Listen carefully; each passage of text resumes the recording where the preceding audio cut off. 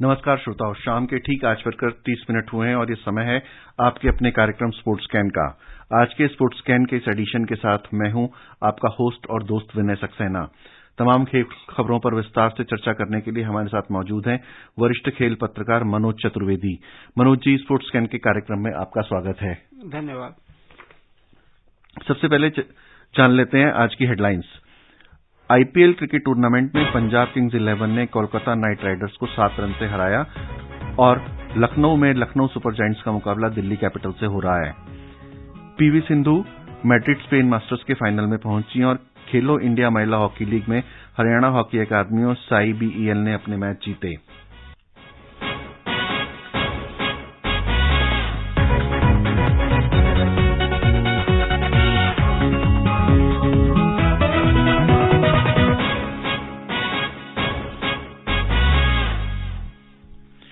Indian premiere league में आज Punjab cricket association Mohali मैदान पर खेले गए वर्षा से प्रभावित मुकाबले में पंजाब किंग्स 11 ने कोलकाता नाइट राइडर्स को डकवर्थ लुइस नियम में 7 रन से हराकर टूर्नामेंट में अपना विजयी अभियान शुरू कर दिया है। बारिश के कारण एक समय खेल रुकने के समय केकेआर ने 17 ओवर में 7 विकेट पर 146 रन बना लिए थे। यहां से नाइट राइडर्स को जीत के लिए 24 गेंदों पर 46 रन बनाने थे, लेकिन करीब 7:45 पर हुए मैदानी निरीक्षण के बाद अंपायरों ने मैच को रद्द करने का फैसला किया। इस स्टेज पर केकेआर डकवर्थ लुइस नियम के हिसाब से पंजाब से 7 रन पीछे था। इससे पहले केकेआर की शुरुआत खराब रही और पेसर अर्शदीप सिंह ने दूसरे ओवर में मनदीप सिंह और अनुकूल रॉय को आउट करके केकेआर को बैकफुट पर भेज दिया। मनोज जी, टॉस जीतने के बाद फील्डिंग को लेना और जहां ये अंदेशा हो कि मैदान पे बारिश आ सकती है, क्या ये सही निर्णय माना जाएगा कप्तान का? उन्होंने इस हिसाब से लिया कि नॉर्थ इंडिया में ओस का थोड़ा फर्क आता है सेकंड बॉलिंग करने में, मतलब तो इस हिसाब से उनका डिसीजन तो सही था। और बारिश का आने का तो कभी भी आ सकती थी, वो पहली इनिंग में भी आ सकती थी उनके खेलने पर, तो उसे तो अब नहीं कंसीडर कर सकते। तो मेन चीज मुझे लगता है कि उनका ये डिसीजन तो सही था, पर जो अर्शदीप ने जो 2 झटके दे दिए उनको, उससे उनकी इनिंग मतलब बिगड़ गई। नहीं, इनिंग तो बिगड़ गई, वो तो चेस तो उन्हें करना ही था। मौसम का भी अंदाजा कुछ ना कुछ टेक्निकल कमेटी ने तो दिया ही होगा उनको कि बारिश आ सकती है या कुछ है, तो या फिर पिच नहीं, अगर सेकंड बॉलिंग का ही मामला था ना, सब थोड़ा, और उनकी बॉलिंग असल में देखा जाए तो वो बहुत इफेक्टिव नहीं रही असल में। उन्होंने 191 जो मार दिए जी, क्योंकि उन्होंने जैसे 2 विकेट जरूर लिए टिम साउदी ने जी। तो नॉर्मली आप देखें, अगर जितने आउट स्विंगर बॉलर है जी, वो आपको विकेट तो दिलाते हैं जी, पर उनका रन बहुत ज्यादा पड़ते हैं मतलब उन पर। क्योंकि बैट्समैन को आउट स्विंगर को खेलने में बहुत आसानी होती है, उस पर ड्राइव करना बहुत ही आसान वो होता है उनके लिए, बैट्समैन के लिए। तो उन्होंने फुल फ्लो में रन बनाए पहले बैटिंग करते हुए। हाँ, क्योंकि उनके बॉलर्स बहुत इफेक्टिव नहीं हुए। अच्छा, उमेश यादव हो जी, या मतलब इस टीम सऊदी हो, ये मतलब टेस्ट के बहुत अच्छे बॉलर हैं दोनों, पर यहाँ बहुत इफेक्टिव साबित नहीं हुए ये। अब जैसे दूसरा मुकाबला लखनऊ में चल रहा है, लखनऊ सुपर जायंट्स और दिल्ली कैपिटल्स के बीच में, वहां भी यही हुआ है, दिल्ली कैपिटल्स ने टॉस जीता है और फील्डिंग ले ली है, और लखनऊ जो है सुपर जायंट्स वो पहले बैटिंग कर रही है। तो क्या यहां भी कुछ इस तरह का असर, यही नतीजे देखने को मिल सकते हैं या टॉस अहम भूमिका निभाएगा?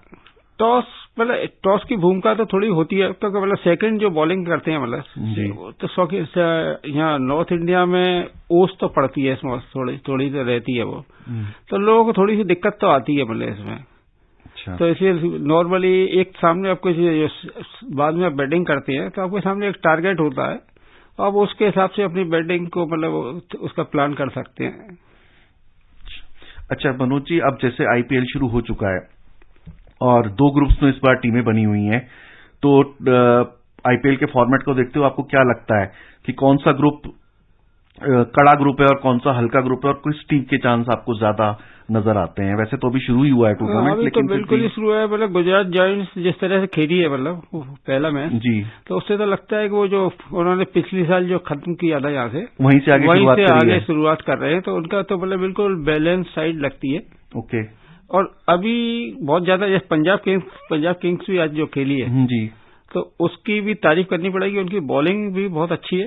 जी जी, उनके सारे बॉलर्स ने अच्छी बॉलिंग जिस तरह से अर्शदीप ने फटाफट 2 विकेट निकाले। सैम करन इसमें भले ही नहीं चल पाए, वो सैम करन बहुत अच्छे, लेकिन बल्लेबाजी में तो योगदान दिया ही है। जो स्विंग बॉलिंग है, मतलब बहुत अच्छी बॉलिंग इंडिया के। तो आप याद हो अगर वनडे सीरीज में किस तरह से उसने विकेट निकाले थे, मतलब जी जी, तो सैम करन तो बहुत ही अच्छा बॉलर है। तो उनकी बॉलिंग साइड भी अच्छी है और बैटिंग तो उन्होंने जिससे किया, आज वो भले ही जल्दी आउट हो गया जी, प्रभ सिमरन जो उनका ओपनर था, क्योंकि वो सेलेक्ट तो हो गया था 2019 में, आईपीएल में आ गया था। 4 साल से उसे चांस नहीं मिल रहा था, आज चांस मिला तो काम चांस मिला तो उन्होंने जिस तरह से 12 बॉल में 23 रन मारे, भले ही वो आउट हो गए टीम सऊदी की बॉल पर, पर वो आगे जाके बहुत मतलब विस्फोटक बल्लेबाज साबित होंगे इस सीजन के, मतलब प्रभ सिमरन। ओके, तो मनोज जी ये बताइए, अब जैसे कि विश्व कप होना है 50 ओवर का, तो चयनकर्ता क्या निर्णय लेंगे टीम सिलेक्शन के बारे में, क्योंकि कई युवा प्रतिभाएं इस टूर्नामेंट में खेलती हैं, तो टीम सिलेक्शन का आधार क्या रहेगा? वही पुराने नाम घुमा फिरा के ले जाएंगे या कुछ? मुझे लगता है कि बहुत ज्यादा फर्क तो आना नहीं चाहिए, क्योंकि मतलब वनडे में और T20 के गेम में बहुत ज्यादा फर्क है। लेकिन इस दौरान कोई सीरीज तो है नहीं वनडे की? वनडे इनको अब जो वो खेलेंगे इसमें एशिया कप। जी, एशिया कप वो तो लिमिटेड एडिशन है ना कंट्रीज का, लेकिन नहीं भाई एशिया कप में 4-5 मैच, 5 या 6 मैच खेलने हैं आपको। जी, जी। एक सीरीज भी है शायद कोई इनकी, शायद अच्छा। वेस्ट इंडीज या किसी के साथ। ओके, तो फाइनल तो मेरे ख्याल से वहीं से होगा, वहीं से। और टीम तो मतलब राहुल द्रविड़ पहले ही कह चुके हैं कि उनका करीब करीब क्लियर है उनका दिमाग में, मतलब अच्छा, टीम कॉम्बिनेशन क्लियर है, क्लियर ही है। तो इरिस्पेक्टिव ऑफ द परफॉर्मेंस, चाहे कोई भी खिलाड़ी कैसी परफॉर्मेंस T20 की परफॉर्मेंस को अब या आईपीएल की परफॉर्मेंस को, क्योंकि आईपीएल में जिस तरह की बैटिंग होती है, बाउंड्री लाइन छोटी होती है जी, जो मतलब नॉर्मली जो रन बनाने के लिए खिलाड़ी को पूरा मौका दिया जाता है, विकेट इस तरह के बनाए जाते हैं जिसमें ज्यादा से ज्यादा रन पड़े, क्योंकि मतलब उनको मतलब सेल करना है, मतलब जी जी जी जी जी। तो इस हिसाब से मतलब वो इतना वो उसको इफेक्टिव नहीं मान सकते। ये जरूर है कि अब लगातार कोई आदमी 4-5 सेंचुरी मार देता है, ये करता है, तो जरूर उस पर कंसीडर करेंगे।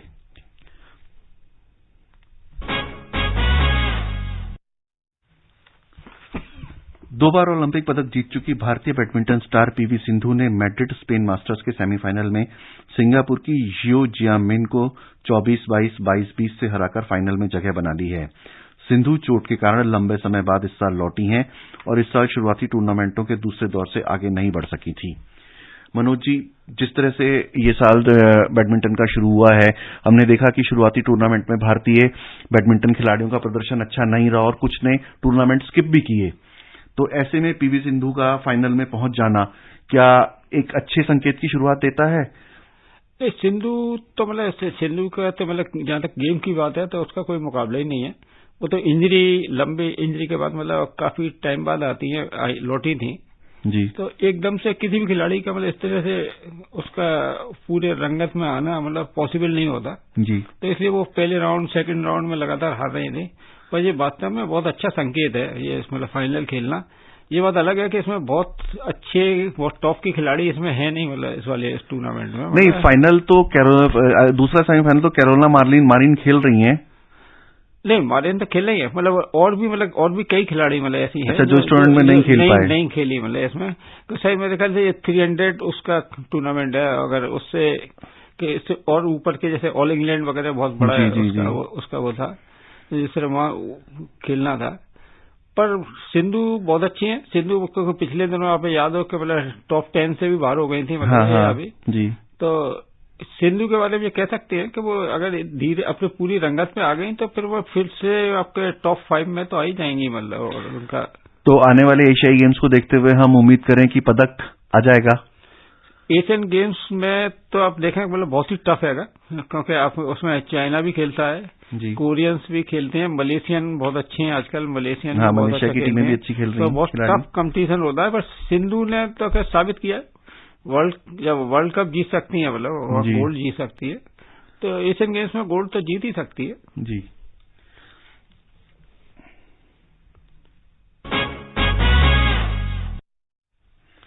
हरियाणा हॉकी अकादमी और साई बीईएल टीम ने खेलो इंडिया महिला हॉकी लीग अंडर 21 के दूसरे दौर के चौथे दिन अपने अपने मुकाबले जीत लिए। दिन के पहले मैच में हरियाणा हॉकी अकादमी ने HIM हॉकी अकादमी को 7-3 से हराया।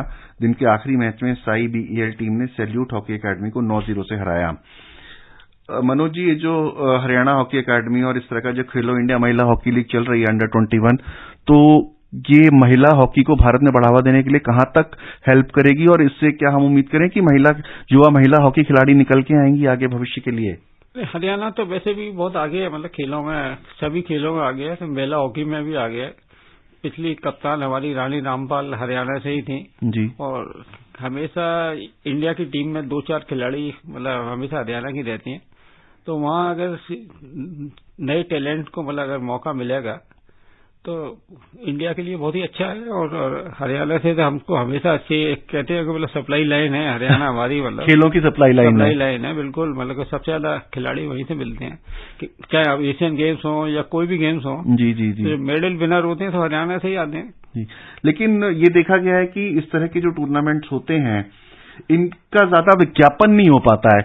इस तरह के हॉकी के, इस तरह का हॉकी का टूर्नामेंट हुआ, फुटबॉल का टूर्नामेंट हुआ, या इस तरह के और टूर्नामेंट जो देश भर में चलते रहते हैं, इनका ज्यादा विज्ञापन नहीं हो पाता है, ना लोग इनके बारे में जान पाते हैं। तो उससे क्या है कि खिलाड़ियों को भी वो जो मान्यता टाइप की होती है वो नहीं मिल पाती है। तो ऐसे में क्या करना चाहिए सरकार को? नहीं, सरकार को करनी चाहिए, पर इस स्तर पर अगर पब्लिसिटी पर लोकल स्तर पर तो होती ही होगी। मतलब उनके जो वहाँ के लोकल अखबार होंगे या उनमें उन सब में छपता ही होगा इसका। अच्छा। और अखबार मतलब मेन चीज छपना नहीं है, मतलब वहाँ के जो लोगों में जागरूकता है, अगर वो वहाँ के आसपास के गांव या आसपास के छोटे शहर और इन सब में अगर वो पॉपुलर हो रहे हैं, कि संदेश चयन समिति तक कैसे पहुंचाया जाए कि छोटे स्तर पर भी खिलाड़ी बहुत अच्छा खेल रहे हैं। नहीं, वो अगर आपको वहां थोड़ा सा भी अच्छा खेल रहे होंगे तो इंडिया में इस तरह के टूर्नामेंट है, जैसे सब जूनियर नेहरू हॉकी टूर्नामेंट है, और भी कई सब जूनियर स्तर पर टूर्नामेंट होते हैं। सब जूनियर का नेशनल भी होता है, तो वहाँ कहीं ना कहीं तो आप पहुंचेंगे ही। मतलब तो सारे सेलेक्टर्स तो वहाँ रहते ही हैं, तो उससे आप मतलब ऐसा नहीं हो सकता कि आप मतलब उससे बचें। सेलेक्टर्स मतलब वहां तक तो आप आ ही जाएंगे उनकी निगाह में।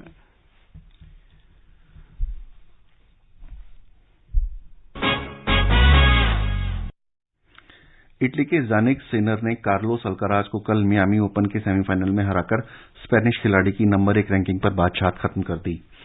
सिनर ने अल्काराज को पहला सेट हराने के बाद वापसी करते हुए 6-7, 6-4, 6-2 से हराया और फाइनल में जगह बना ली। इस हार के साथ अल्काराज का ATP रैंकिंग में नंबर 1 स्थान भी छिन गया। अब सोमवार को जारी होने वाली रैंकिंग में सर्बिया के नोवाक जोकोविच फिर से 1 नंबर बन जाएंगे। कल फाइनल में सिनर का मुकाबला दानिल मेदवेदेव से होगा। न्यूजीलैंड के बल्लेबाज रॉस टेलर का मानना है कि ऑस्ट्रेलिया के अनुभवी बल्लेबाज डेविड वार्नर अपनी फॉर्म फिर से हासिल कर लेंगे। जून में भारत के खिलाफ विश्व टेस्ट चैंपियन फाइनल में ऑस्ट्रेलिया की अंतिम एकादश में जगह बना लेंगे। वार्नर IPL के 2023 सत्र में दिल्ली कैपिटल्स की कप्तानी संभाल रहे हैं। वार्नर टीम को जीत दिलाने के अलावा ऑस्ट्रेलियाई टीम में जगह बनाने पर भी जोर लगाएंगे। वार्नर का इंग्लैंड में टेस्ट औसत केवल 26.04 है। उन्होंने हाल में भारत में बॉर्डर गावस्कर ट्रॉफी में 3 पारियों में 26 रन बनाए थे। विशेष दौरे में नहीं खेल पाए थे। डेविड वार्नर दिल्ली कैपिटल्स को लीड कर रहे हैं और लेकिन अपनी टीम में जगह नहीं बना रहे हैं, तो क्या कॉन्ट्राडिक्शन है इस तरह से? किस तरह से? पिछले काफी टाइम से तो आउट ऑफ फॉर्म थे, और वैसे तो उन्होंने ये जब इंडिया से अपने इंडिया सीरीज के दौरान जब बाहर हुए थे तो उन्हें फॉर्म की वजह से तो कहा नहीं गया था कि मतलब वो बाहर हुए हैं, मतलब चोट की वजह से बताया गया था। हो सकता है वो मतलब फॉर्म की वजह से ही किया हो। जी। पर जो ऑफिशियली वो था वो ये था कि ऑफिशियल वर्जन यही था कि वो चोट की वजह से नहीं है, पर वो काफी टाइम से नहीं थे। IPL एक लंबा टाइम है मतलब आदमी फॉर्म आने के लिए, और डेविड वार्नर आपको याद हो कि मतलब वो तो बहुत ही अच्छी परफॉर्मेंस रही है उनकी IPL में जी। और अब तो कप्तानी का भी उनका दायित्व है, और रिकी पॉन्टिंग उनके साथ है, मतलब तो उससे काफी फर्क पड़ सकता है उनके उससे। और श्रोताओं, अब समय अनुमति नहीं दे रहा है कि हम कुछ और खेल खबरों पर चर्चा करें। मनोज जी, तमाम खेल खबरों पर राय साझा करने के लिए आपका धन्यवाद। श्रोताओं, स्पोर्ट्स कैन में आज के लिए बस इतना ही। अगर आप इस कार्यक्रम को दोबारा सुनना चाहते हैं तो लॉग ऑन कर सकते हैं हमारी वेबसाइट newsonair.com.in पर। इसी के साथ अनुमति दीजिए स्पोर्ट्स कैन की पूरी टीम को नमस्कार।